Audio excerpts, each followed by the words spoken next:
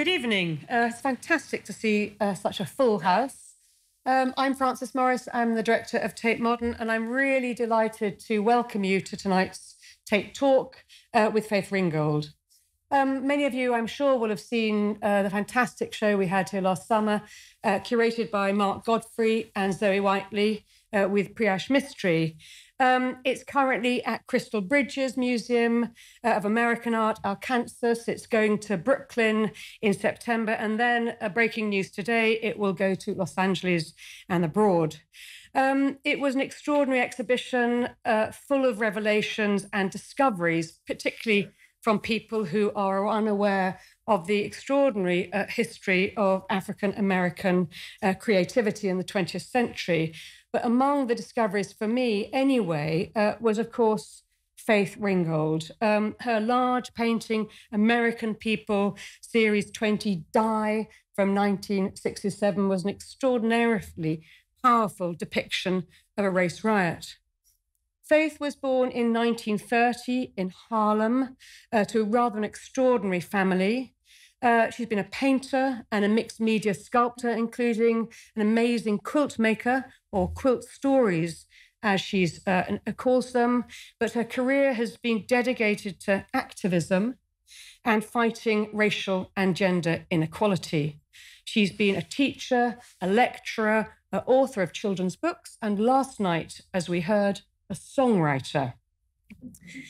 She has a very distinguished academic record. She's a professor emeritus of art at the University of California in San Diego. She's a recipient of no less than 23 honorary doctorates of fine arts and more than 80 awards and honors, including 2 National Endowment for the Arts Awards. So she's a rule breaker and a game changer. Her work is in permanent collections, the Met, MoMA, the Whitney, Guggenheim, Studio Museum, Brooklyn Museum, Art Institute of Chicago, the V&A, and not, alas, at Tate. We need to do something about that.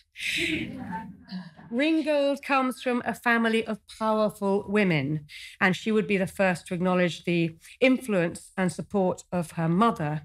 But she's here tonight in conversation with another powerful woman, her daughter, Michele Wallace, founder and director of the Faith Ringgold Society, again, professor emeritus of English at the City College of New York and CUNY Graduate Center. She's an acclaimed author and cultural critic. Her books include Black Macho and the Myth of the Superwoman, Invisibility Blues, and Dark Designs and Visual Culture. She's also a great dancer, but has no voice. Oh, so the format tonight, mother and daughter and mother will be in conversation. It's going to be difficult to stop them, showing images of Faith's work from throughout her career. At some point during that perambulation, there will be an opportunity for people to ask questions, but if you can't wait, just pitch in. I think that's right. And we're going to finish at 8 p.m. That's a promise. I'd like finally to thank Pippi Holdsworth and Jonathan Horrocks for all their support. I know I'm not meant to endorse commercial galleries, but there's a very beautiful little show at number 6 Heddon Street. So please see the talk, see the show. Over to you, ladies. Thank you.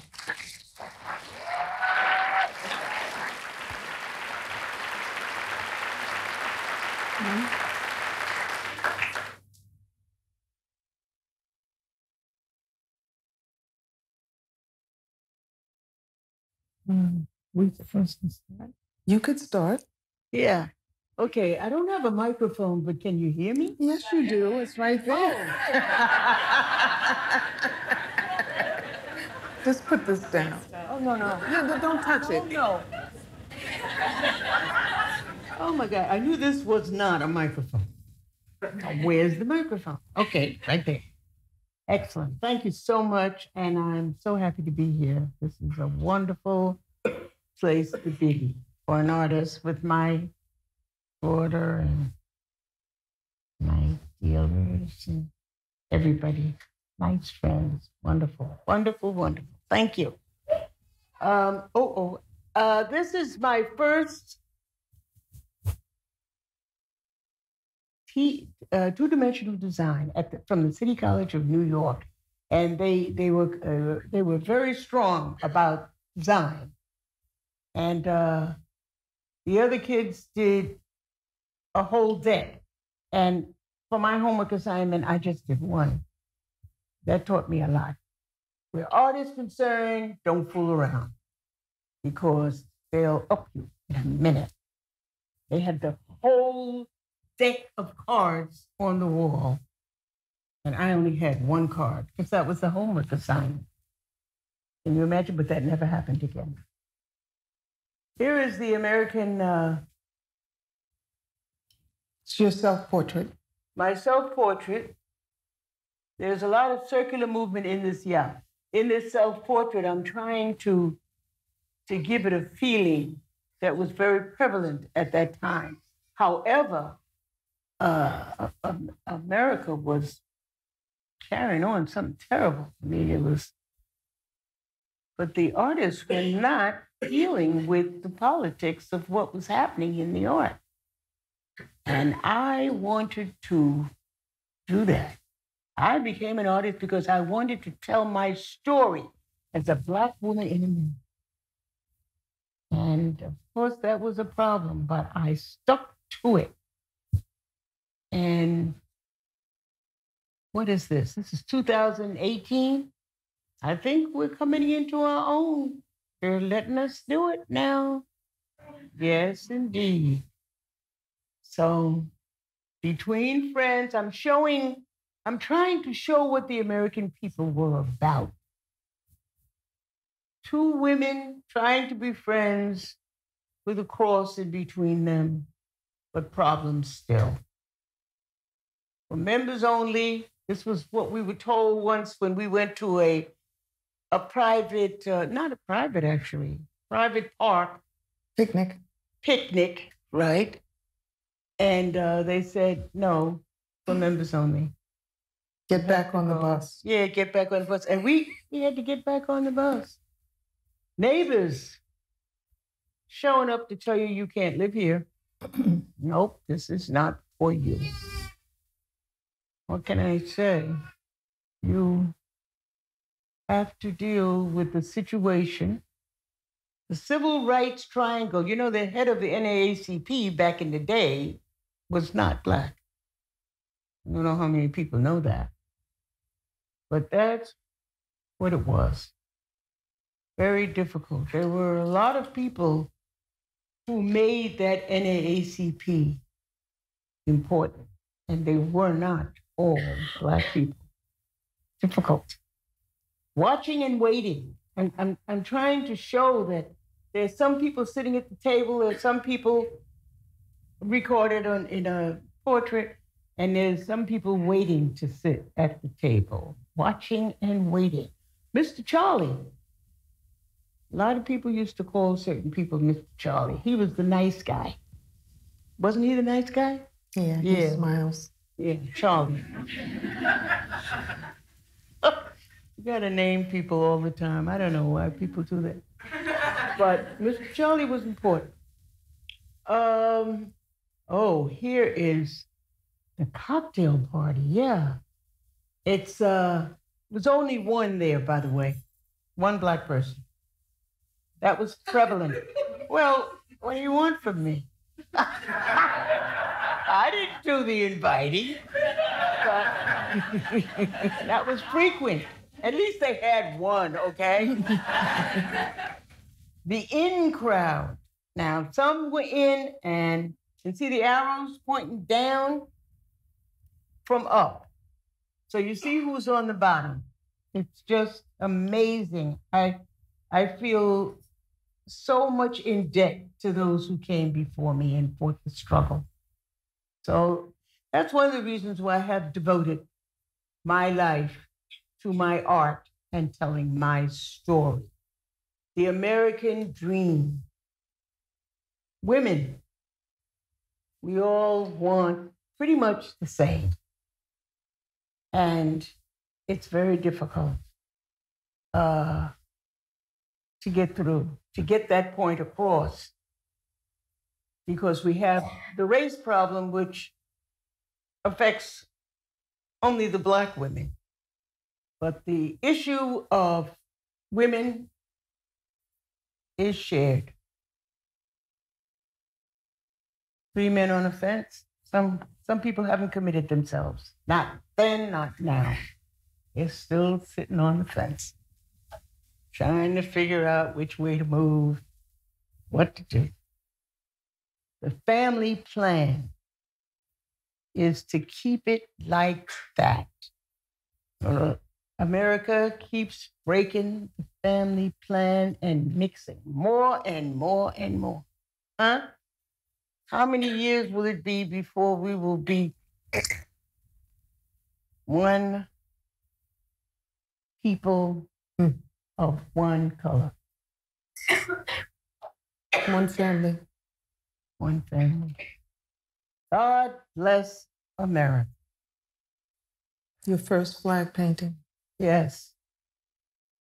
My first flag painting, yes. The flag is so important because it means so much to us as a nation. However, nobody should be, what? Brutalized for using it to express evil in America. No, no, no. Portrait of an American, oh, this is my brother. He was an angel. I loved him very much. He was 7 years older than me. And he died very young from an overdose of drugs. When drugs were only in the Black neighborhood in Harlem. Then, before you knew it, boom, it's all over. Now, it's everywhere. Young people using drugs and dying way before their time. Like my sweet brother. I miss him, even though he was 7 years older than me. He was actually my best friend. Hide little children. That's Barbara and Michele, the 2 little Black girls, hiding in the bushes with their friends, because very often adults try to keep them apart, little children. And children don't know anything about segregation. They have to learn that from others. Woman looking in a mirror. These paintings, the American People series, are what? Inspired by Picasso. That one in particular. That one in particular, yes. He was, Picasso is the one who began the modern art movement when he discovered African masks. African masks created what? The imagery for the modern art movement from the Greek, which was before that. When he did Les Demoiselles d'Avignon. Yes. Which comes up in your French collection. I think it's coming up later. It's coming up later. The American People, artist and his model. Oh, yeah.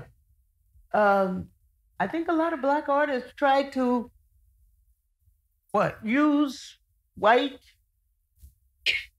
images because they thought it was correct. And they thought that they would be left out if they used Black imagery.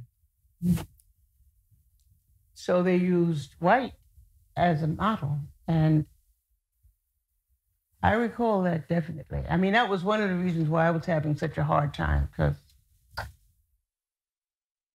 I was speaking up about a lot of things that nobody wanted to talk about too much. The flag is bleeding. It did a lot of bleeding. And let's see, it's still bleeding, as a matter of fact. But people don't have to go to jail for it. We got arrested for having a show. And there were a lot of artists in it. It was a fantastic show at the Judson 3. Judson Memorial Church. Judson Memorial Church in 1970? 1970. Right. U.S. postage stamp commemorating the X. When we heard Black Power, we went nuts. Who said it? Stokely Carmichael. Stokely Carmichael said Black Power on television. And we never thought of Black and Power together. No. Nobody said that before him. And when we first heard it, we went crazy. So I wanted to make this postage stamp to commemorate. Put your head to the side, to the right. The other way. Oh, maybe you're right. That way. Okay. White. You see white? WHITE? You see it? Yeah. Can you see it? Yeah. Okay. We never thought about white power. I mean, it was everywhere. Assumed. It was assumed and everywhere. Black power is the 10 black faces, right? We were only 10% of the population. At the time, yeah. At the time. The white people were the 9%. 90%. 90%. And I can't tell you how. Oh, and a commemorative stamp at that time was 10 cents. Was 10 cents. Can you imagine? Nothing is 10 cents anymore. Is anything 10 cents? No. As a matter of fact, I pay 45 cents a stamp. Isn't that what it is? 49. 40, yeah. But yeah, we could get a stamp for 10 cents in those days. Black Power postage stamp, yeah. 100, and that was an airmail stamp. Mm-hmm. Now, I'm not sure. Yeah, do we still have airmail stamps? I don't even use those. I don't think so. It's all airmail, isn't it? It's all, what do you call it? When you can use them forever and ever. Forever stamps. Forever stamps. Because they used to be dated to a certain time, and if you didn't use it, die. Yes, indeed. I made that we were having spontaneous street riots all over New York, all over America, I guess, and but nothing in the papers about it. Could we go back to? Yeah, I think you can press. Okay. Yeah, we would be standing somewhere, maybe waiting to go in a movie house, and all of a sudden somebody would do something, and bam, the spontaneous street riot. Sometimes in a movie show there, and you didn't know what was. Could we get back? You want to go back to that picture? Yes. We would never hear anything or see anything on television about that riot. Mm-hmm. Interesting? Yes. Nothing. It was a time also when artists were not depicting political issues. They were doing beautiful abstractions, yes, but nothing political. And I wanted to finish my American People series with something profound that was not being talked about and not being dealt with. And that was the riots, the spontaneous, bloody battles that people had in the street.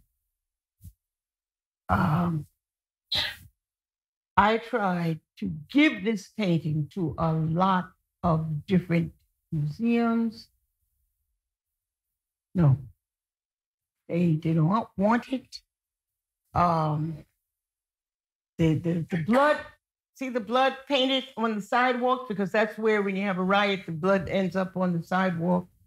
And it's very difficult to paint blood. It's scary. It feels like you're bleeding. But I had to do it because I believe in telling my story, and this period of the 60s was very hard. And it was not acceptable in the 60s to paint about it. But since nobody was looking at me anyway, but I do what I want. and so I did. But it's now in the collection of the Museum of Modern Art. After how many years? 60?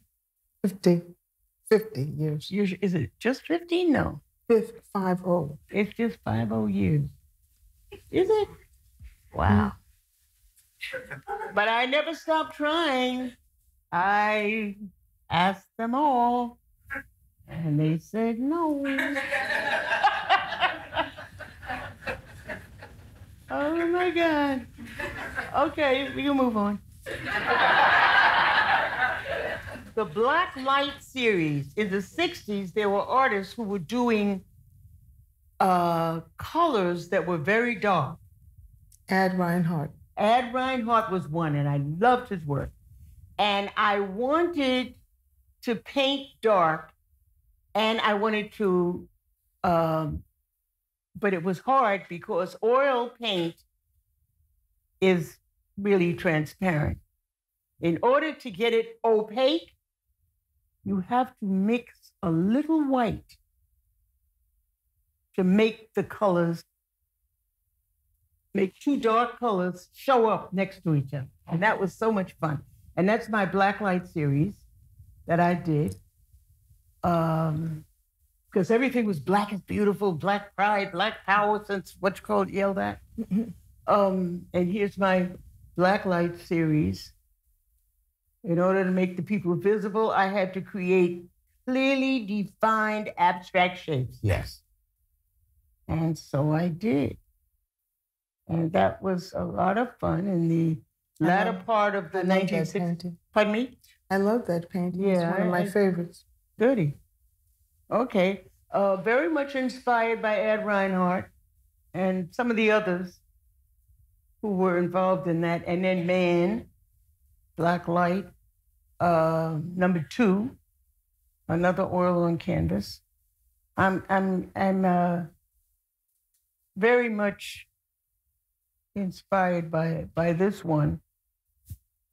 As I look around at people's faces, the design of the eyes, the nose, the mouth is ingenious.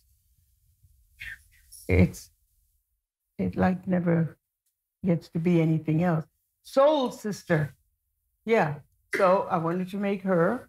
I can't think of a more liberating time in my life than the 60s. It was then that I learned to wear my hair natural. Oh, I forgot that. No more hot combs in my hair. Black is beautiful, black pride, and black power all in one gesture. Yeah, the hot combs was an issue, was a problem. And I think I thought everybody would love that work. Really? Especially Black people. Yeah. What? Black Light? Yeah. Yeah. But it took a long time. Yeah, it did. Mommy and Daddy, very important subject in my life and everybody's life, your mother, your father.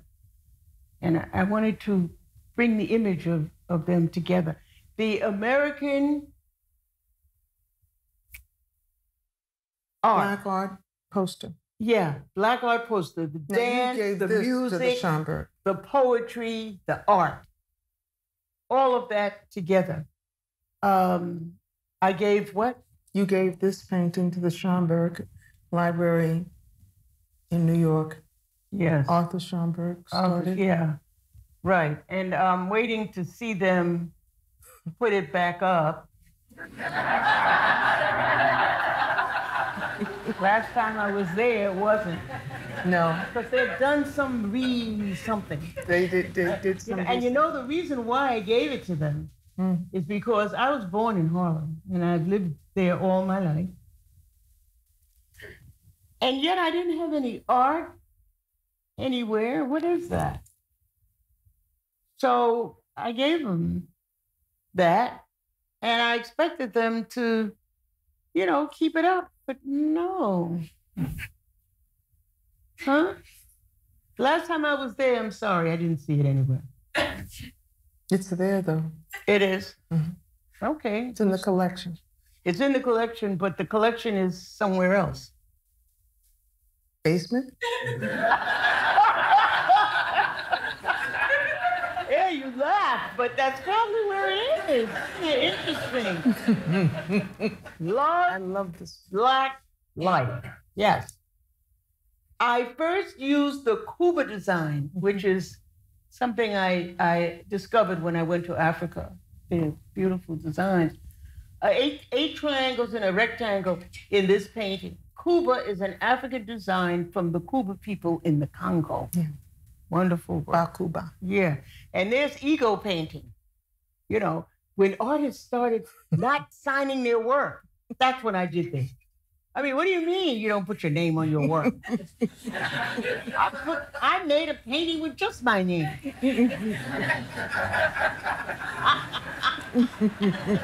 You don't put your name on it. Somebody else can put theirs, and they did.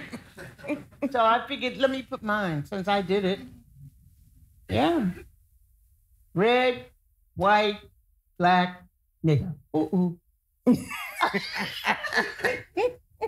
The Chase Bank came. This is owned by Harvard. Really? The Harvard Art Museum. Really? Far out. Well, the Chase Bank came. David Rockefeller sent a couple of people to my house to get a painting for Chase, which is a bank. And they ended up buying this one. And because they got crazy when they saw that and ran out the door. But they had to come back because David Rockefeller made them come back. So my mother said, Faith, come on, give them something they can buy. So, but the title was what? 6 Shades of Black. Right, that's true. But they said American spectrum. Yeah. So I said, okay, we'll change the title. Let me tell you, titles are very important with works of art. Very. And some people buy the work of art because they're impressed with the title. So they actually. So this is the first one they saw that they almost bought. Oh my God. They said it's a flag. That's nice. No, the guy said to the young woman, it's a flag, let's get this and go. So she said, well, you better read it because this woman writes on her art. Go back to that one. Yeah. What? Yeah, it said read it. And she said, it doesn't say anything. It's D-I-E. That doesn't mean anything. Said, read it. Put your head on the side here. And oh my God. Let's get out of here. Yeah, let's go. But David Rockefeller sent them back. And when they came back, my mother said, look, find something. Come on. You don't have to do that. So we love this one. We found that other flag for the moon time again. And that's because they had spent millions of dollars going to the moon and nothing for the starving children. That's the flag they planted on the moon when they got there. They didn't know it, but that's what. United States, America, Black. And I tried to give here a collection of Black people. It's a Cuba design again. And another Cuba design. And a lot of what I do reflects the design I discovered from looking at Africa. Beautiful. Any aspect. U.S. America Black. Black light number 11. I like to work in series too, by the way, because when I get an idea and I get inspired, I want to do a lot of work on that subject. And so this is just another one of mine. Well, these people are dancing, which is something my people like to do. They like to party. Party time, right? And when you're out on the floor dancing, it's no up and down. It's like all over, you know. And I wanted to reflect that in the composition. In the 1970s, I discovered my roots in African art and began to paint and create art specific to my identity as a Black woman. I made dolls and masks inspired by my painting. And to write in my art and to tell my story, not only with images, but words and in mass performances. Everybody was doing performances, though, in the 70s. Yeah, that was a lot of fun to do. And the masks were wonderful to make. And I had been to Africa, traveled all over Nigeria and Ghana, and was very much impressed by the work that I saw and wanted to. But first, before that, you did for the Women's House. Yeah, I did for the Women's House because I had gotten some money from CAPS, Creative Artists Public Service. And you became a feminist. And I became, well, what did that have to do? Oh, yes. Right.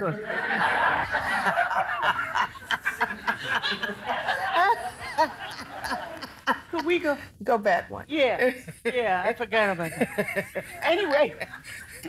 That was big, because those guys weren't so great. They were not nice.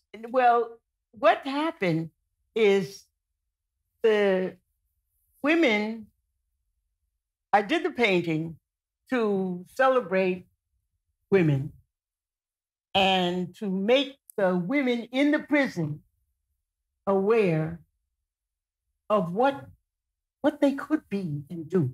Because at the time, they were not able to do any of this that was in those pictures. They could not drive a bus. They couldn't play basketball professionally. Professional basketball. They could not be police of any kind.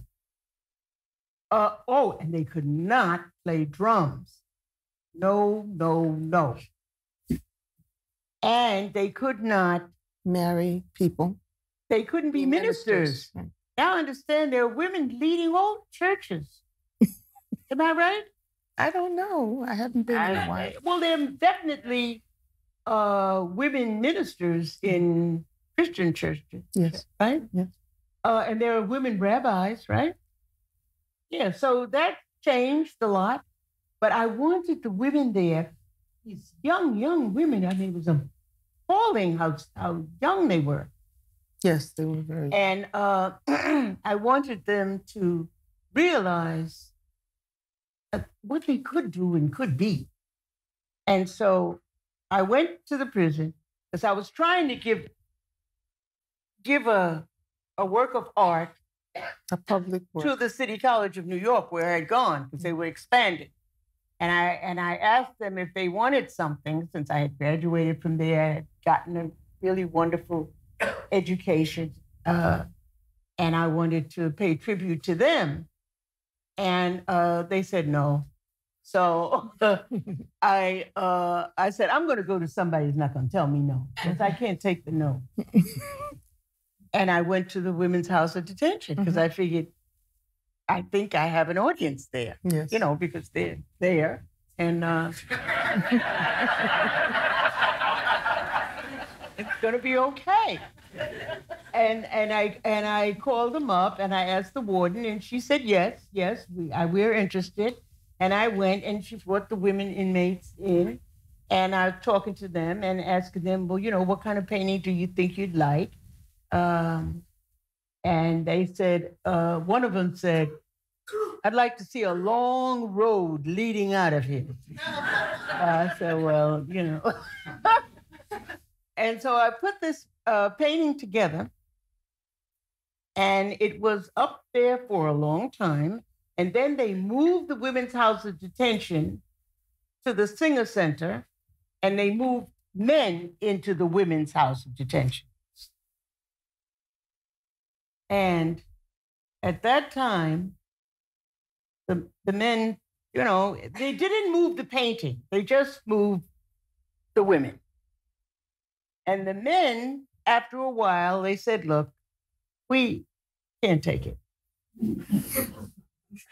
Can't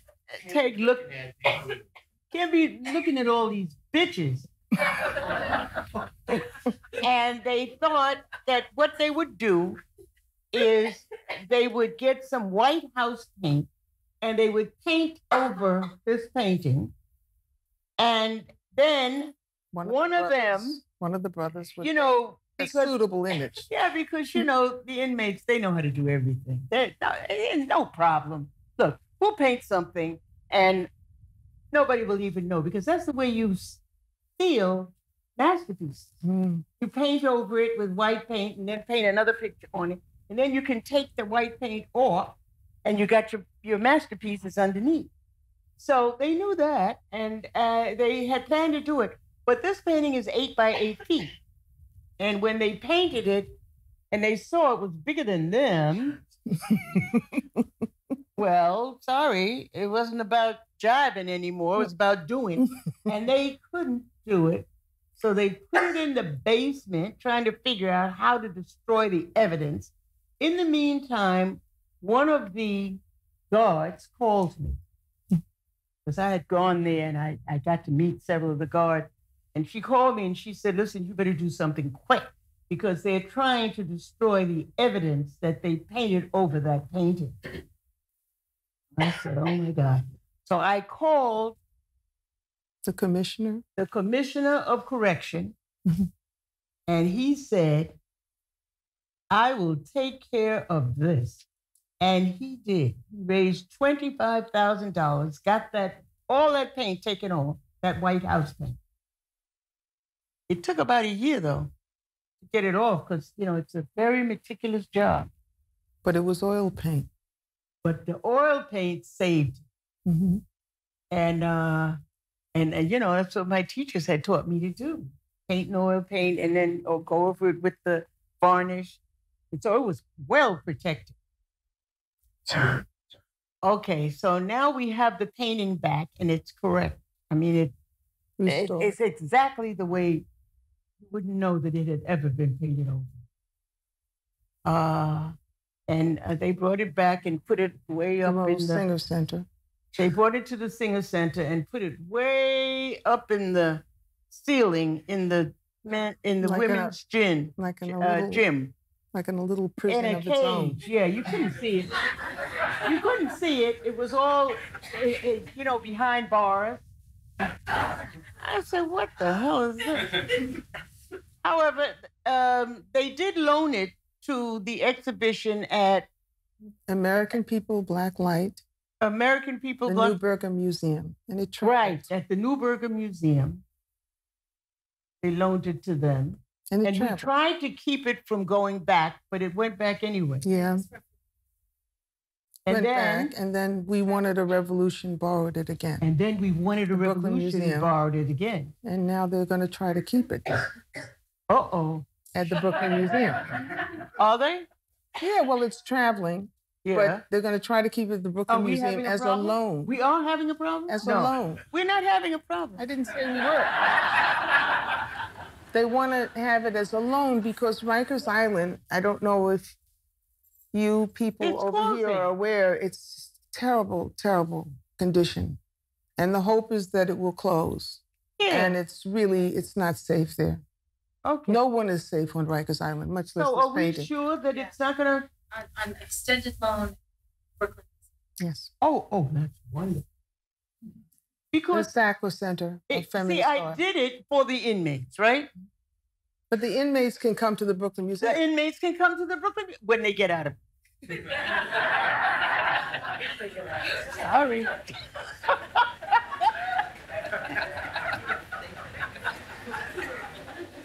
They should close Rikers Island down and let them all out. Uh-oh. And then what? They'll come to the Brooklyn Museum. Oh, my God. Oh, that's good. Oh, I like that. They're all from Brooklyn anyway. They're not? A lot of them are. Is that true? Is it? Do people get sent to a prison in their neighborhood? No. No, but I would guess Rikers Island is not a prison. It's a jail where people are held for trial because they don't have bail, which is inherently an unfair process. All right. And it would be mostly people who lived in the 5 boroughs. And I'm just going to take a guess that most of them are either from the Bronx or Brooklyn. How about Harlem? Some, but Harlem is gentrified. Now. It looks like Soho or something. Soho here or there.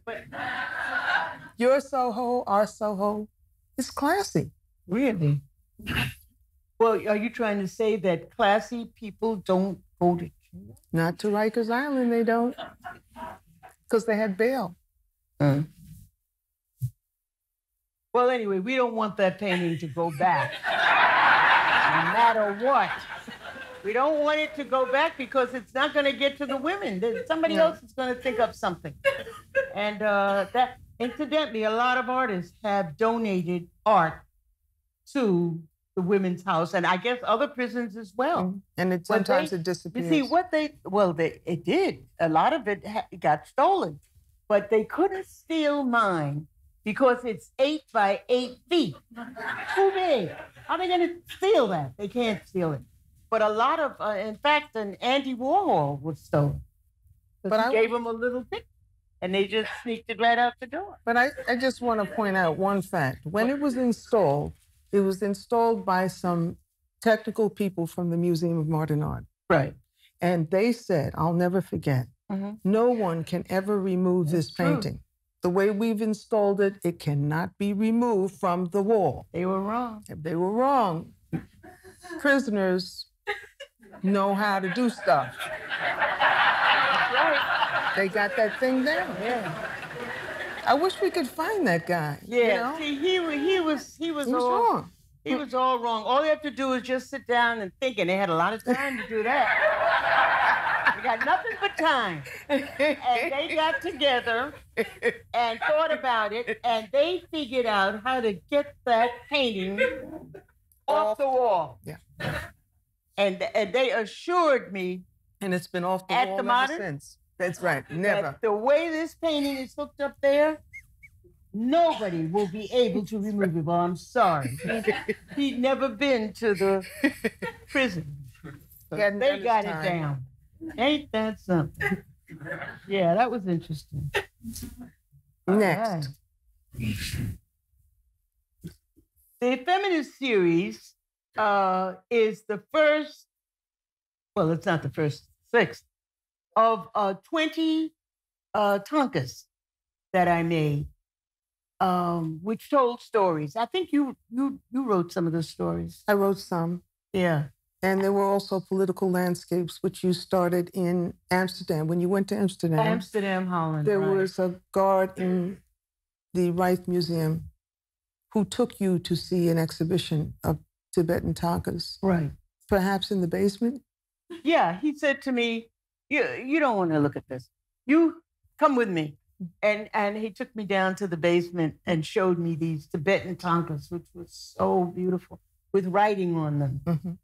And I was inspired to your write. feminist series. So I did a feminist. And so the writings are from famous feminist, abolitionists, Sojourner Truth, women's quotes, and then that people landscapes. Mm-hmm. Because you said that landscapes are political. Well, they can be. They're the land. It's the land. All the stuff was on, and the people lived. So and they the took heart from the people. Life. Yeah. Slave rape number 2. Run, you might get away. I mean, this is all about slaves and how they. And my grandmother made that tanka. Yes, I just forgot that. Yeah, Mama Jones. Mama Jones made that tanka. It's almost, to me, this is very interesting because it's a tanka, but the way she designed it, it's like a quilt. Right. And when she did this, you said you didn't understand the ace. You know, you said, are you sure you know what you're doing? This asymmetrical quilting thing going on. And she said, don't worry about it. I've got this. Mm-hmm. And that's one of them. Right. So this is like quilting. This is a pre-quilting stage. But you're limited as to how big you can make a tanka. You are? Yeah, that's why I had to go into the quilts. Yeah. Really? Yeah, you're limited. That's interesting. You can only make them but so big. Didn't know that. A quilt can be made as big as this room. The room, that's right. Yeah. I wanted to make some dolls. After I went to Africa, I saw their fantastic dolls in Africa. Because African Americans don't make dolls. Unless they're doing it all of a sudden now that I don't have little kids anymore. But there used to be a supply of black dolls for black children, and you got to get there quick and get them before they all run out. And a lot of black people bought white dolls for their kids. Yes, they did. Okay, so I wanted to make a doll of, what's his name? There was somebody who said no. Who? Jimmy Carter. No, I made Jimmy Carter. She wanted to make somebody black. What's his name? It was an athlete. The boxer. Oh, Muhammad Ali. Muhammad Ali. That's the one. But Muhammad Ali wouldn't give me a photograph.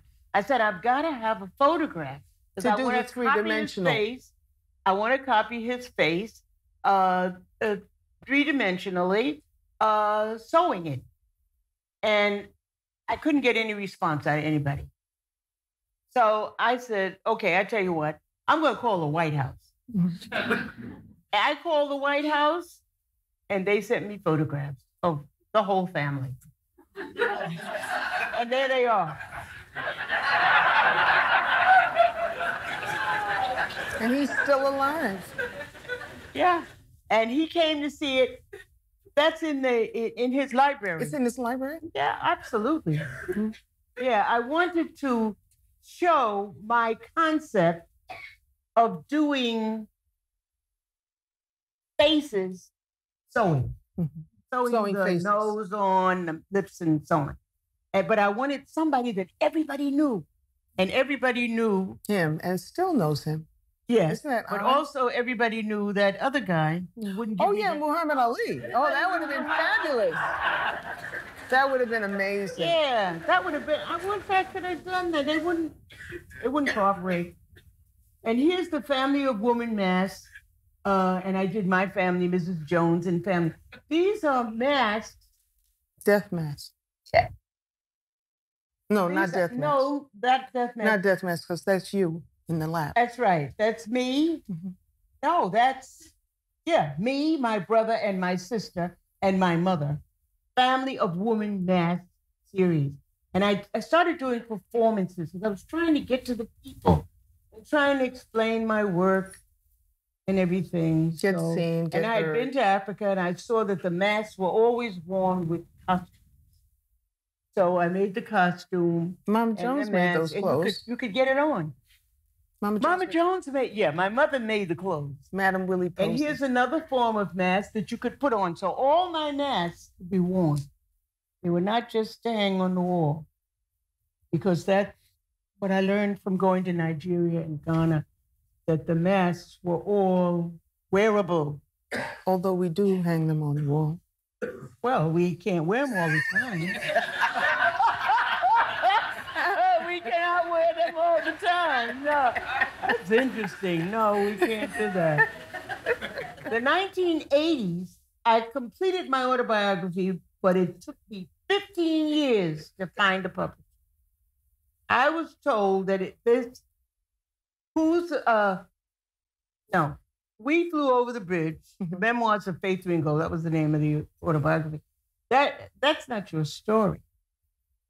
And I thought, oh my God, this is the worst form of what?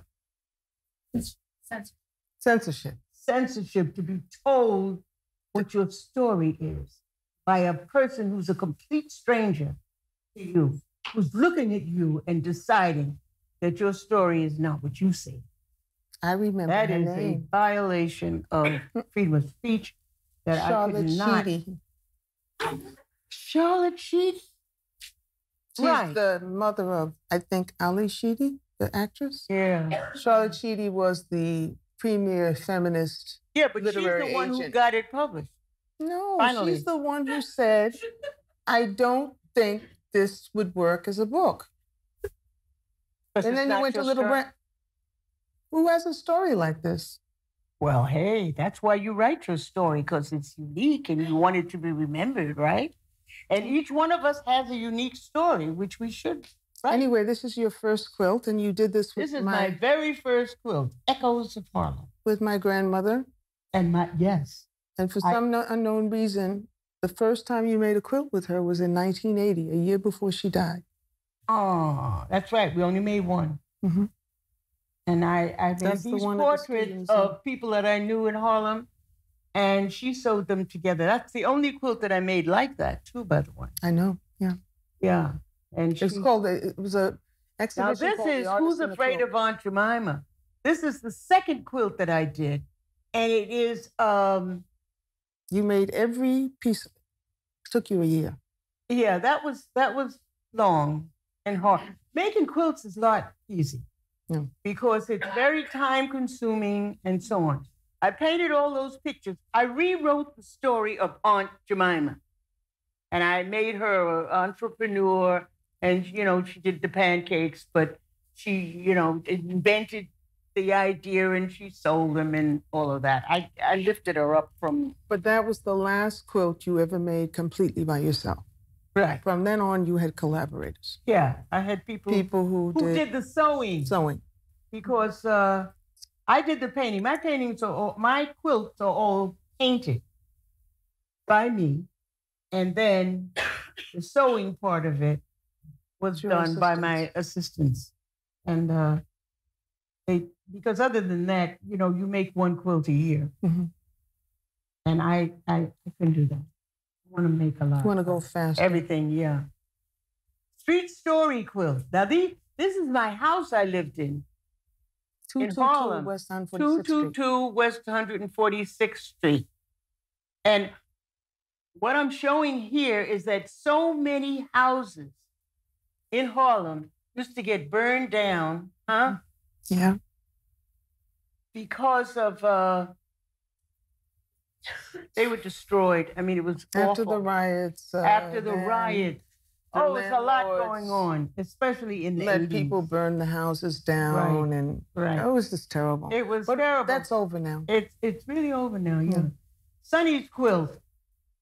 My friend Sonny Rollins, who lived right up the street from me, he used to go up on the bridge to practice, because he wasn't allowed to do it. We lived in apartment houses, and people don't want to hear somebody, practicing their horn. And he had to do it. And so he would go up on the bridge. And so I did this quilt of him. I think they want to name that bridge after him. Williamsburg. Really? Yeah, I think they want to. They should. Maya's Quilt of Life, Maya Angelou, which was commissioned by Oprah Winfrey for me to do for her birthday, her 80th birthday or something of the sort. Mm-hmm. No, younger than that. And it's now at Crystal Bridges. She was a wonderful, and here's me and Oprah and Maya at Maya's house. You all look so much alike in that picture. I can never get over how you look alike in that picture, like your sisters or something. No kidding. To me. All right, huh? Same eyes. Yeah. She was very wonderful. Who? Maya? And here I am at Crystal Bridges in front of the painting. That went to auction. Maya kept it until she died.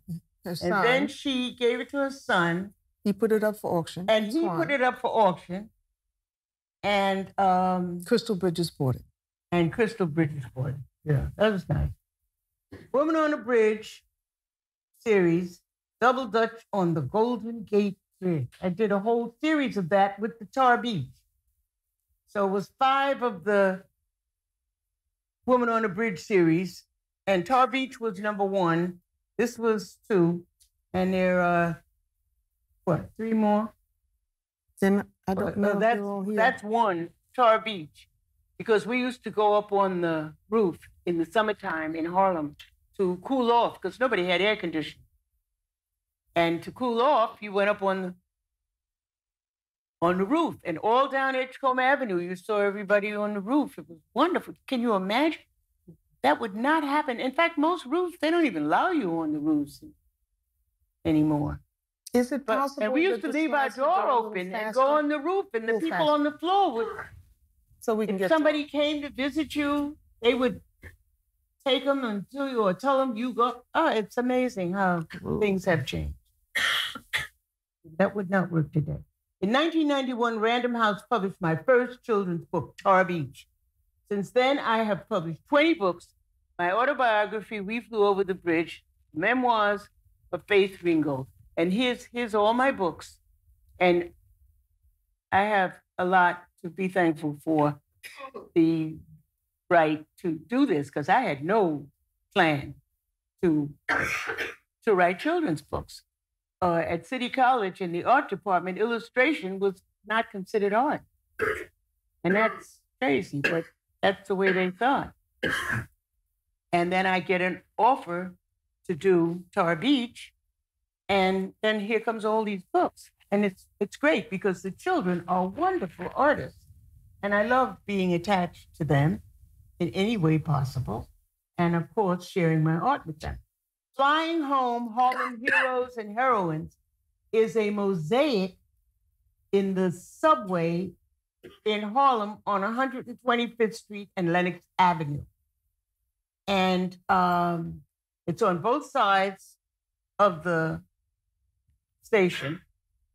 And it's the first mosaic that I did. And it shows all the people who I grew up with in Harlem. And pays tribute to them. And incidentally, I should have included myself in that. I know. Oh, God. Anyway, here's all these people. Mary McLeod Bethune. W.E.B. Du Bois. Who's that? Du Bois. And the buildings, the NAACP building was there. Mm-hmm. And we used to go there. It's wonderful. Yeah, I've been there several times. And then Mary McLeod Bethune, who was the head of the National Council of Negro Women. And this was a wonderful experience working with... Mosaics. Yes, I've forgotten his name, but he was a wonderful guy. And it was made in Venice, right? You had two mosaic makers. Yes. One in Montreal and another in Venice? Yeah, the first one was made in Venice. Freedom of speech. This was commissioned by the Constitution Center to celebrate the 200th anniversary of the Bill of Rights. And it is in the collection of the Metropolitan Museum of Art. Now, it used to be the most popular poster. I haven't heard from them lately. I don't know what happened to that. Anyway, Mom, here's a French collection. We want to leave some time for questions. Okay, how are we doing? Well, we've got 28 more minutes for them to talk. Okay, the and French we've got collection, quite a lot more slides. In 1991 is a series of works. What's the matter with you? I just want... Nothing, I'm just saying, I'm trying to move ahead. Okay. This is Dancing at the Louvre, French collection, #1. A painting that I paid tribute to. I took my daughters to France, and I wanted to show them the Mona Lisa. And they kept talking about they wanted glacis. Because everybody was offering them glacis, which is ice cream in France. And I wanted to show them the Mona Lisa. Finally, we got to see it. Yes. Wedding on the Seine. Oh, yes. I walked that bridge in France.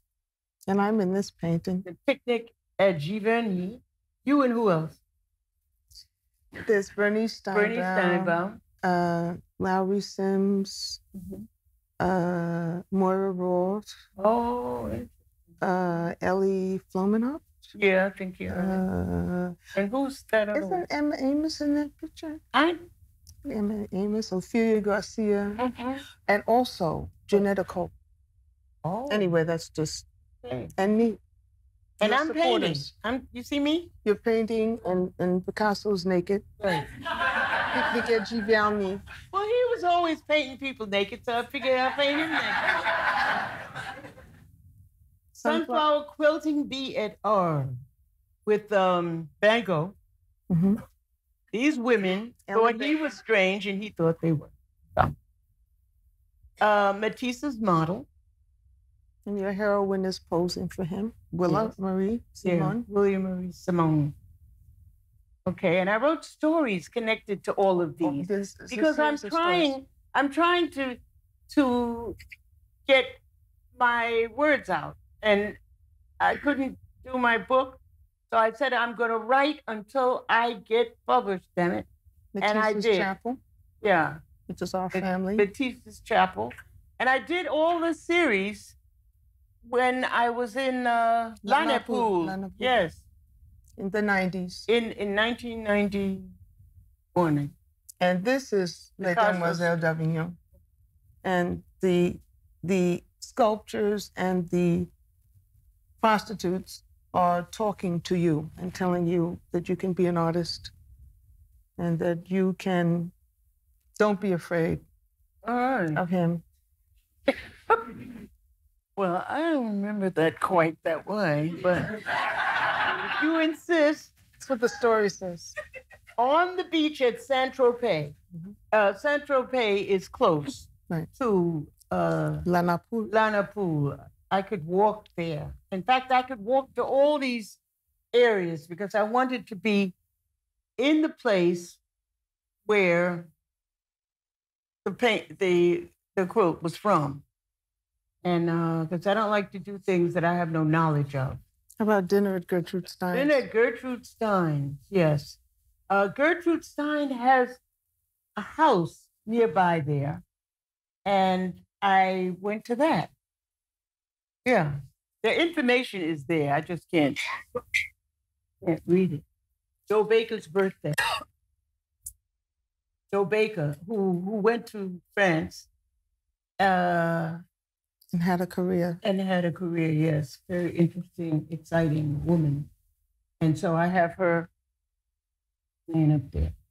Café des Artistes. I went to that cafe, France, and sat in the outdoor cafe, thinking about the pictures that I was going to do.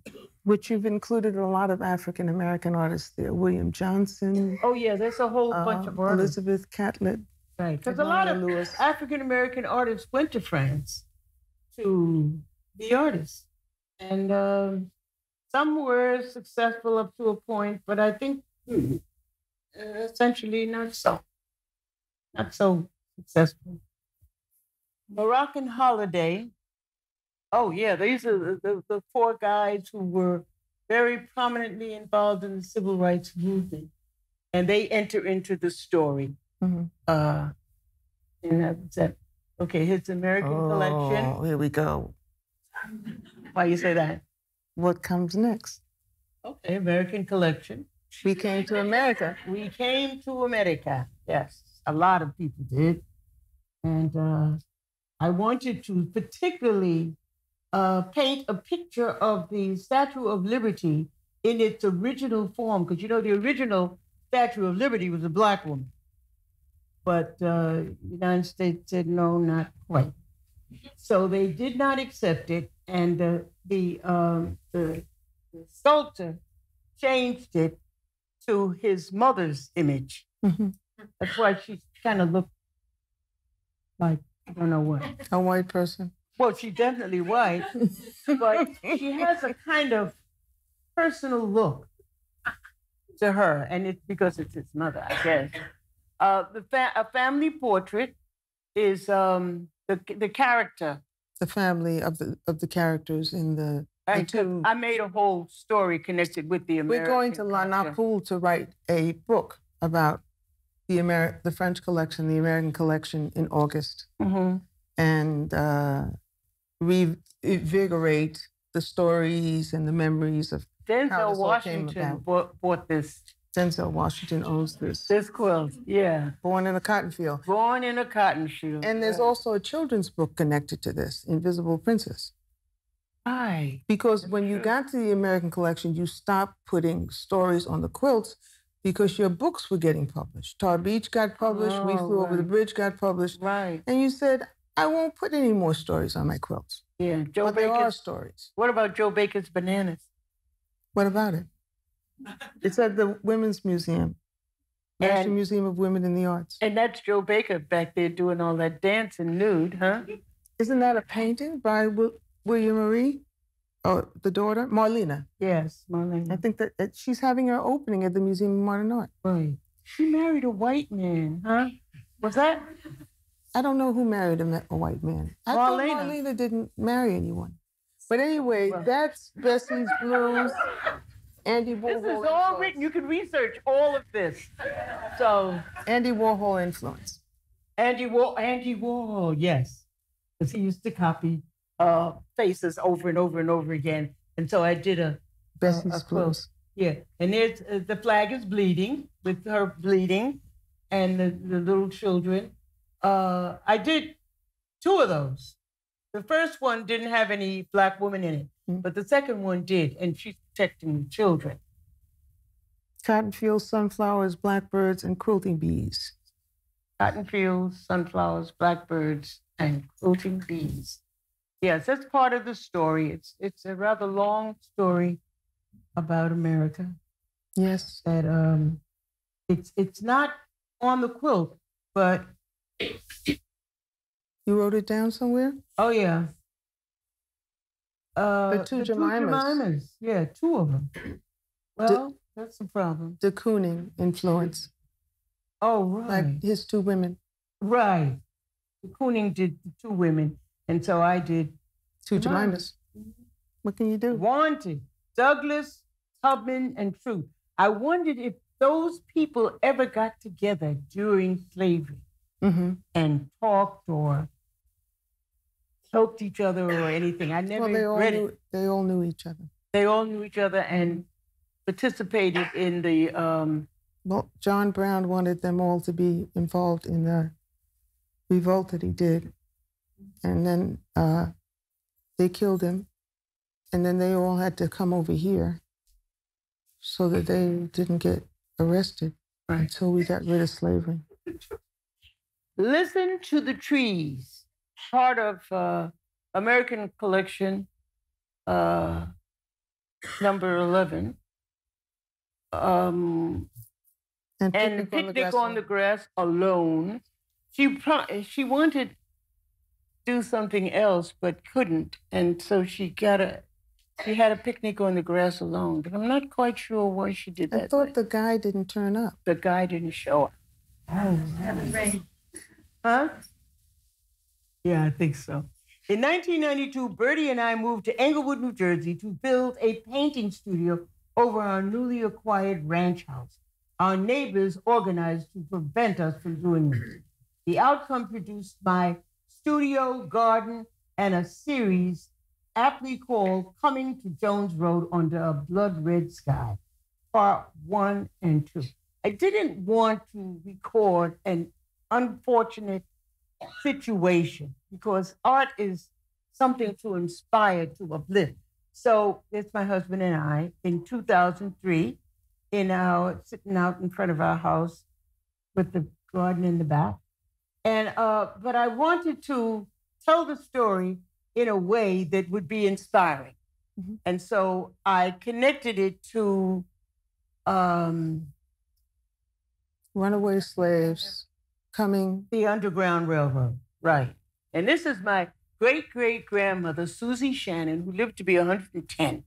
And born a slave. Born a slave, I was so inspired by her. And that's why I was shocked when these people were trying to prevent me from building my studio on Jones Road. I felt indebted to her and to so many others to tell that story. And of course, to get to build a studio. That was very important. Coming to Jones Road, part 1, Aunt Emmy. So I made up the story about Aunt Emmy and how she got the slaves to move toward the north. Because New Jersey actually is the last of the northern states to free the slaves. Yeah, to free the slaves. Coming to Jones Road, number 4, under blood red sky. This guy was bothering me while I was painting, and I just got so mad with him. I painted this guy red. And then I thought, hey, that's not bad. I like it. Coming to Jones Road, we just keep a coming. This was a very inspiring series. Yeah, and showing the people. You started putting stories on the quilts again. Yes, I started putting stories on them. There are again. some of the Jones Road series that have stories. Right. And here, because what they used to do was when they would come up from the South, different people would put a sign on their house saying, this is a house for runaway slaves. And they would be looking for that. But can you imagine how many people never found something and got killed and all that? So there was a lot of different stories. This was commissioned by the Metropolitan Museum of Art in 2004. Another one of the series done in serigraph of, see the house back there? And I think that one has a flag on it. There's Dad. And then I did one in tribute to my husband, Bertie, dedicated to you, 2010, Coming to Jones Road, part 2, number 1. I don't know what he has to do with it, but. You wanted to dedicate it to him because there would have been no Jones Road without him. That's true. In our lives. Yeah. No yeah, studio, we wouldn't no have been house. able to move there. No house, no studio, no career. No money. Aunt Emmy got us down. Yeah, Aunt Emmy was like a really saint who helped. It was Aunt Emmy and Uncle Tate, these two who and then there's stories got these around people out of there. Because there've been so many people who heroes and helped them. And this little kid was born during the freedom. Yeah. During the freedom ride. Yeah. Actually, Not no ride, walk. Can you imagine? This series reminds me a lot of Beloved. On Emmy and Uncle Tate. Now there they are, Coming to Jones Road, part 2, number 4. Yeah. This was a very inspiring story. It kind of lifted me from the, the down part of They're not fighting wanting with you to be these there. neighbors. Precious, Barn Door, and Baby Freedom, Coming to Jones Road, part 2. And then the beautiful landscapes.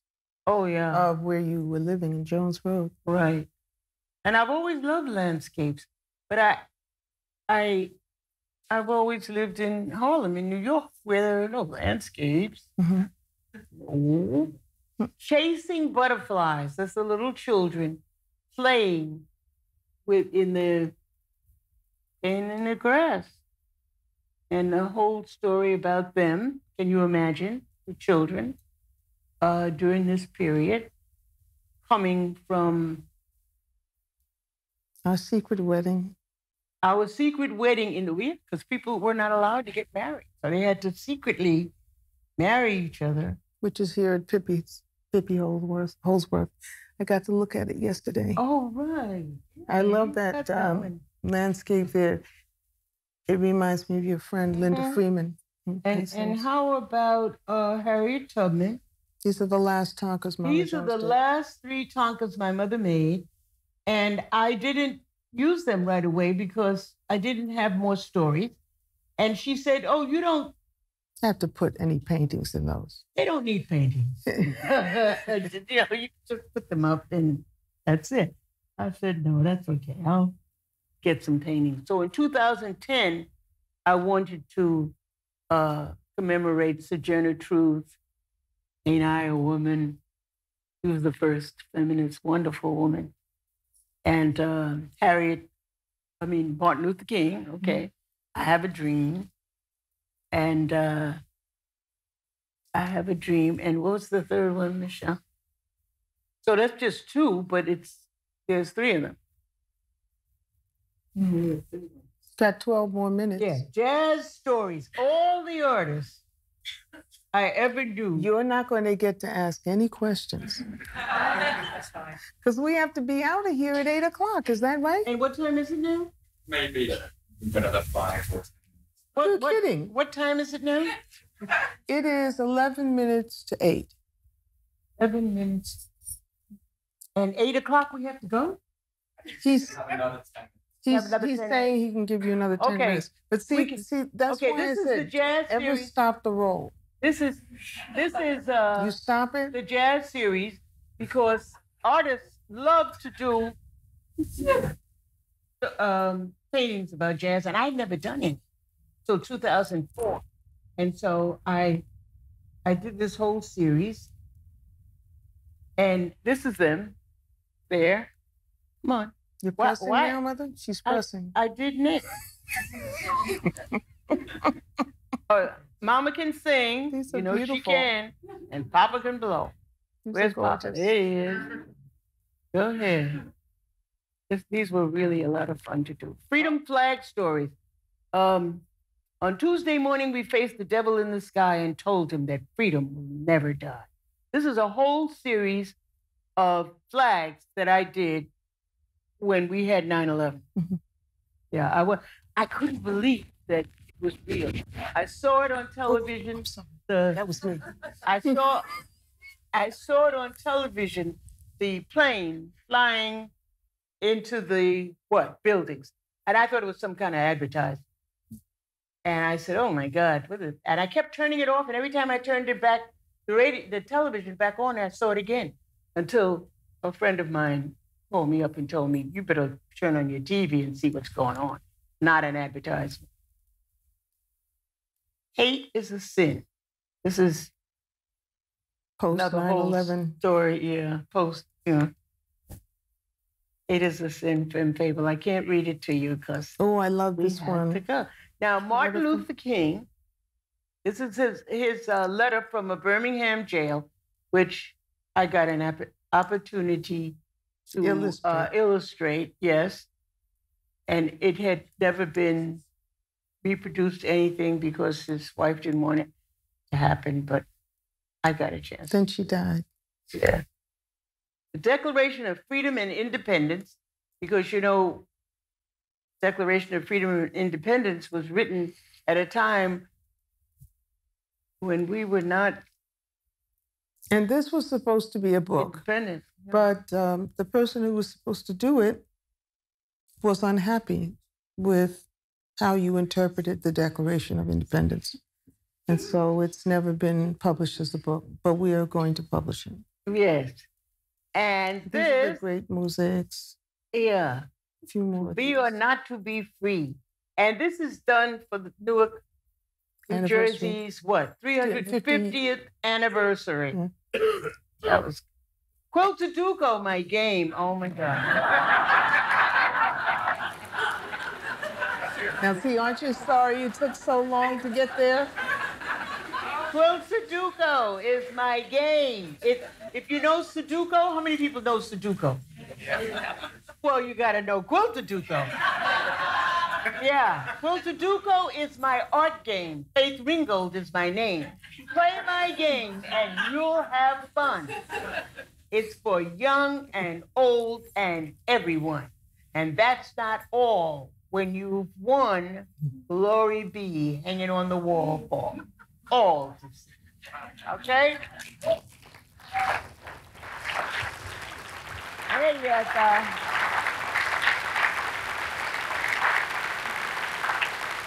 What would America be like without 400 years of Black history? Not to mention 250 years of slavery, 1619 to 1869, and only 150 years of freedom. Boom. No answers? Boom. Okay. That's it. That's it. Thank you.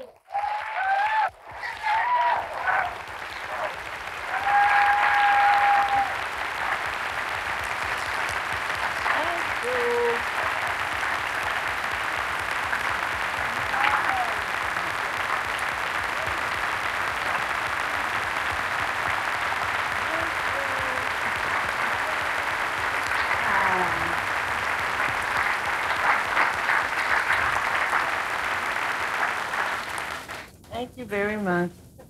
Yeah. Any questions?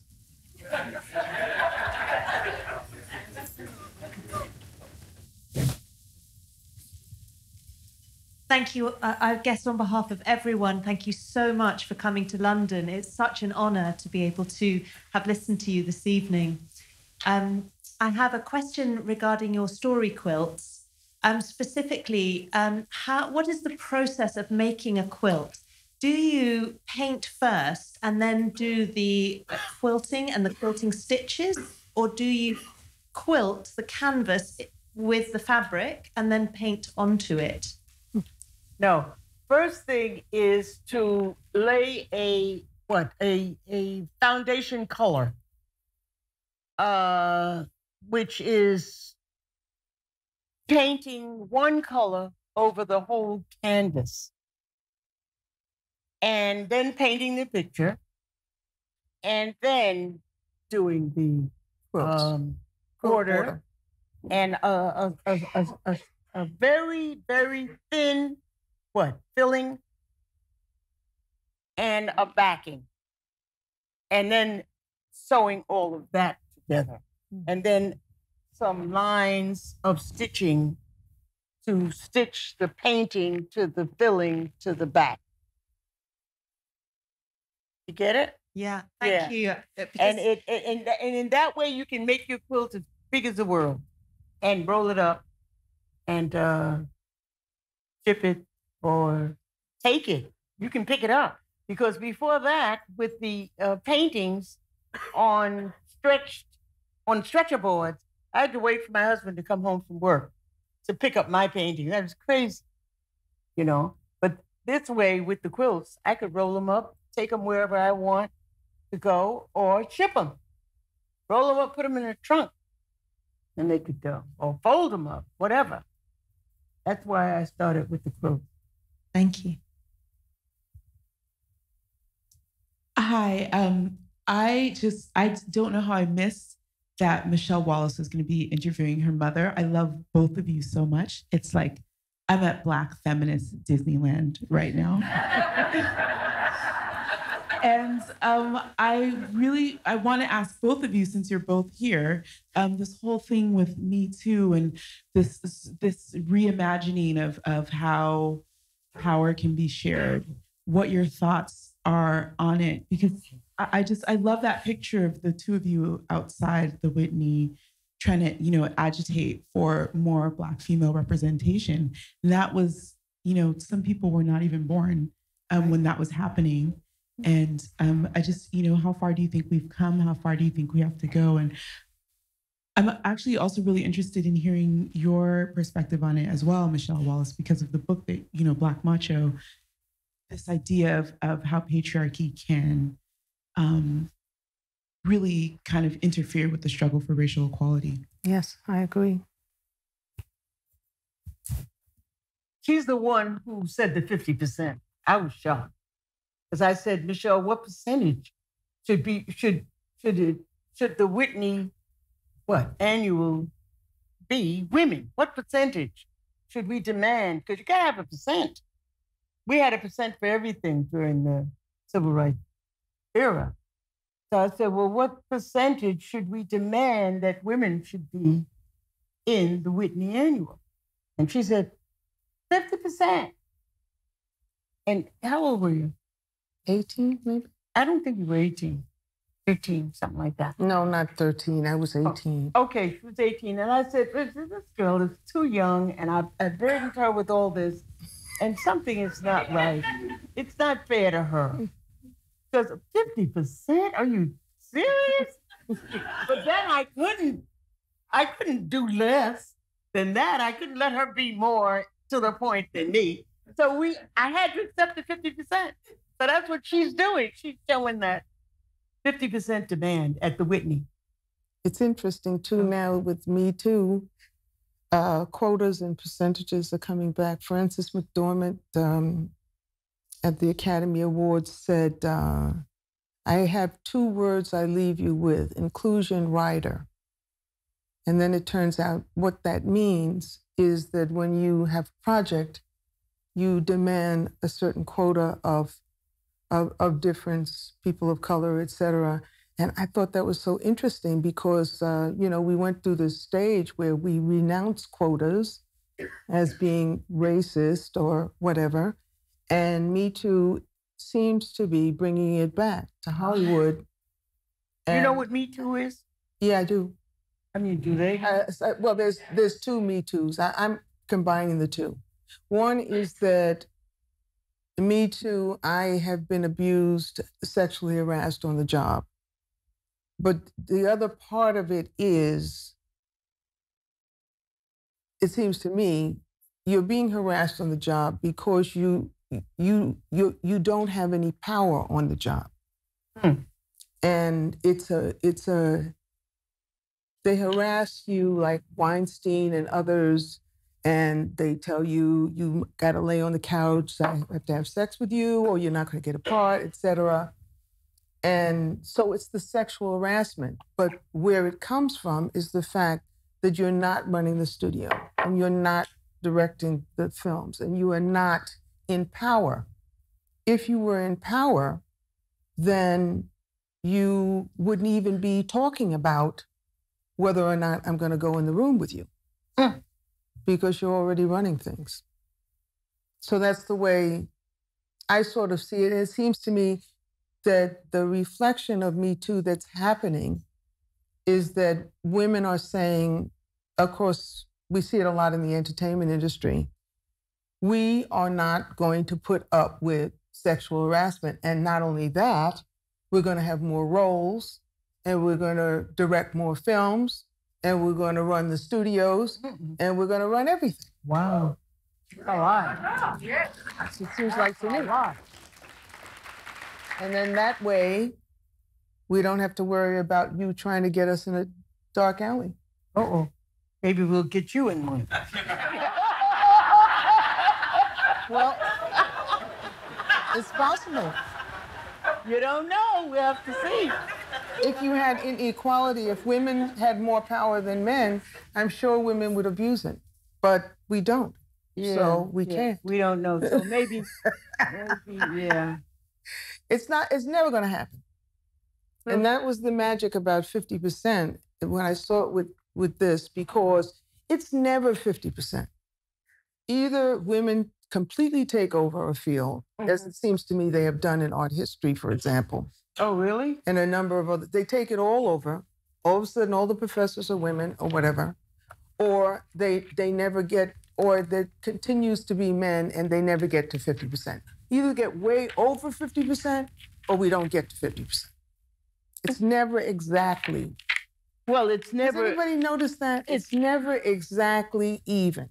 That's why I think 50% is a good thing to say. But we don't know what's well they're not going to do it. Because we only live during our lifetime. That's true. We don't know what's coming in the future. Well, when I started teaching at City College, the faculty was almost entirely male. Now it's almost entirely female. I was at UCSD.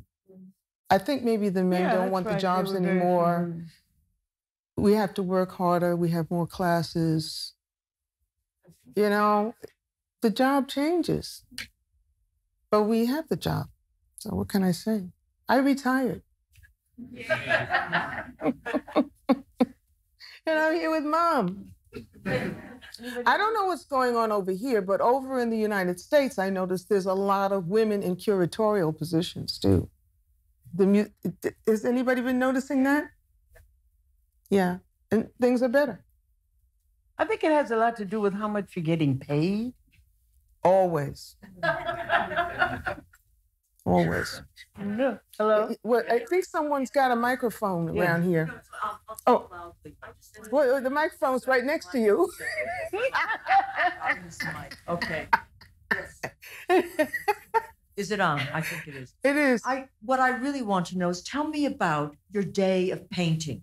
Tell me what happens during the course of a day and what you're thinking about when you're doing this variety, things that you do, which are wonderful and inspirational. So tell me about you. Well, I'm thinking about the subject of whatever it is I'm doing. Well, first of all, she gets up at 5 in the morning. Let's start with that. Well, you have to, you got to get up. And you got to get up and get into it, huh?